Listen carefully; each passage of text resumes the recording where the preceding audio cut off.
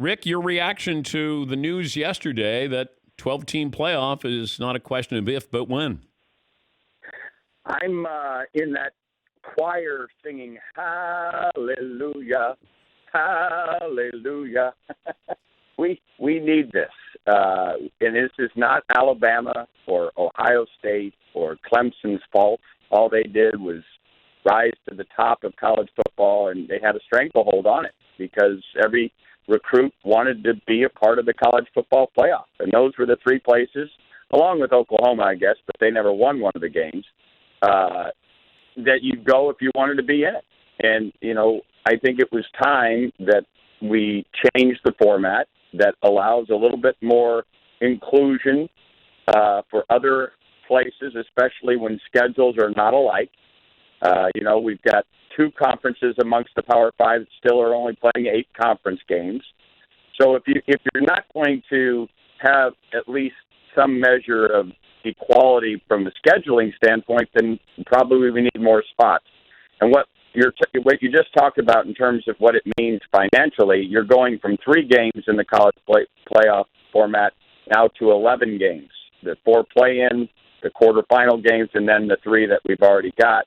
Maybe not changing who's ultimately going to lift the trophy, but certainly give more in the world of college football a bite at the apple. Any downside to this?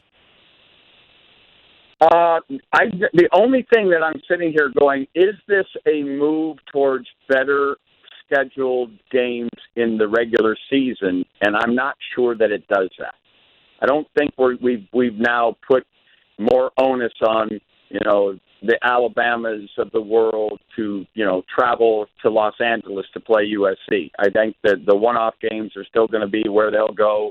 That money game like they've got with Miami to start the season in Atlanta this year. I don't think we've done anything to force the issue to get the home and home games going, although there is a lot of those on the books in advanced years. So fingers crossed that we'll get there because the college football fan deserves that. Well, what about Notre Dame? Notre Dame is not going to be in the top 4. They're Right. not in a conference here. And yet Jack Swarbuck was on this. I know. Their athletic director. So I don't does this push Notre Dame to join the ACC now? And maybe Jack Swarbuck secretly is hoping that's exactly what it will do. I mean, you can't have looked at last year's year, the one-off time in the ACC, and say that was unsuccessful for Notre Dame. That was absolutely a great year for Notre Dame, and the fact that they were in that league, I think, helped them get to a place where they were going to be part of the college football playoff. They were absolutely going to be there, and, to play an ACC schedule, a Power 5 schedule, I think helped them in some ways. Now, I know they've got a modus operandi where they want to travel far and wide, touch each portion of the country in the Notre Dame mission. But ultimately, maybe this is exactly what pushes them over the edge and gets them in the ACC.